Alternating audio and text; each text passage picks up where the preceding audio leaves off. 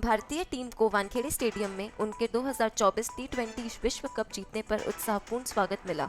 भीड़ ने 5 घंटे इंतजार किया और अनुकूल स्थितियों का सामना किया, लेकिन भारत की जीत ने उनके उत्साह को कम नहीं किया। सूर्य कुमार यादव और हार्दिक पांड्या जैसे खिलाड़ियों को सराहा गया। रोहित शर्मा को उनके जीवन के सबसे यादगार शोर के साथ नवाजा गया। सारे खिलाड़ियों को 125 करोड़ का पुरस्कार भी सम्मानित किया गया। भारतीय टीम वास्तविक टी20 विश्व कप जीतने के बाद भारत लेकर आई है एक नकली ट्रॉफी। ये काफी चर्चा में है।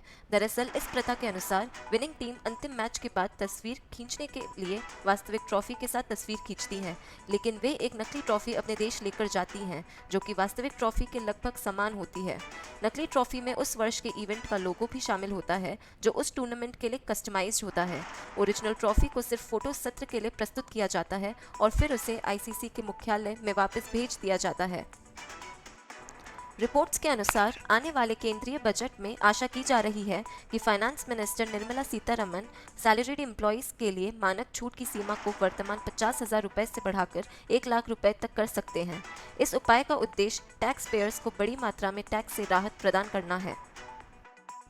प्रधानमंत्री नरेंद्र मोदी की लगभग 5 साल के बाद रूस की पहली यात्रा होगी।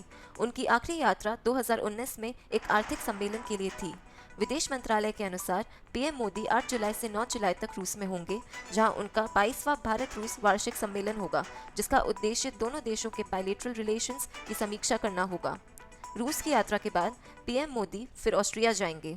ये एक ऐसी यात्रा होगी जो 41 ईयर्स में भारतीय प्रधानमंत्री द्वारा पहली बार किया जाएगा। उत्तर प्रदेश पुलिस ने हाथरस हादसे के संबंध में सत्संग के 6 आयोजकों को गिरफ्तार किया है, जिसमें 121 लोगों की दर्दनाक मौत हुई थी। अलीगढ़ आईजी शलभ माथुर ने बताया कि गिरफ्तारों में 4 पुरुष और 2 महिलाएं शामिल हैं, जो संगठन समिति के सदस्य थे और सेवादार के रूप में कार्य करते थे। उन्होंने इसके अलावा बताया कि मुख्य सेवादार देव प्रकाश मधुकर के खिलाफ एक गैर जमानती वारंट जारी की जाएगी। रिपोर्ट्स के अनुसार एलॉन मस्क ने भारतीय अधिकारियों के साथ टेस्ला के निवेश योजनाओं के संबंध में संपर्क समाप्त कर दिया है। रिपोर्ट में यह भी कहा गया है कि एलॉन मस्क की टीम ने अप्रैल के अंत में भारत यात्रा को स्थगित करने के बाद नई दिल्ली के अधिकारियों से और कोई पूछताछ नहीं की गई है।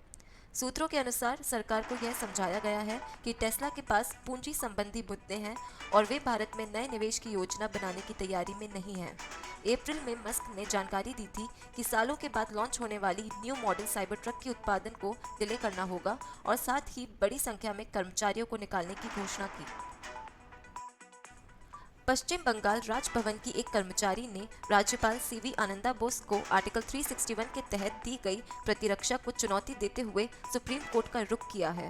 वह पुलिस जांच और राज्यपालों की प्रतिरक्षा पर नियुक्त गाइडलाइंस मांग रही हैं।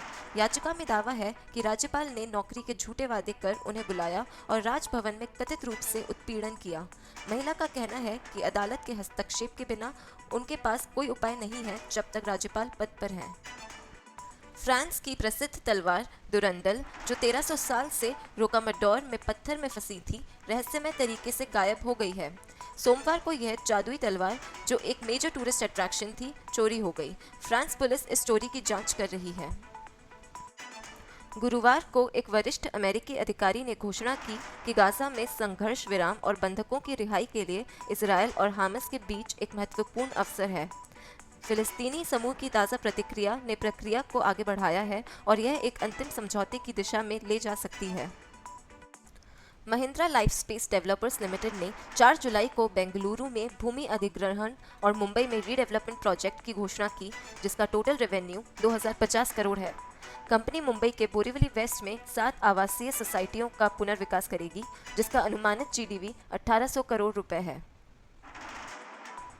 गुरुवार को जारी एक एग्जिट पोल ने यूके संसदीय चुनाव में लेबर पार्टी के लिए भारी जीत का प्रेडिक्शन किया है, जिससे दिख रहा है कि कीयर स्टारमर अगले ब्रिटेन प्रधानमंत्री के पद की दिशा में तेजी से बढ़ रहे हैं। इस पोल के अनुसार लेबर पार्टी को संसद में 650 में से 410 सीटें मिलने की संभावना है। ऋषि सुनक की कंजर्वेटिव पार्टी को बड़ी हानि का सामना करने की आशंका है। Thank you for watching this video. अगर आपको ये वीडियो अच्छा लगा तो please like and subscribe our channel. ये हमें मोटिवेट करेगा आपके लिए daily early morning news updates share करने के लिए। Thank you again.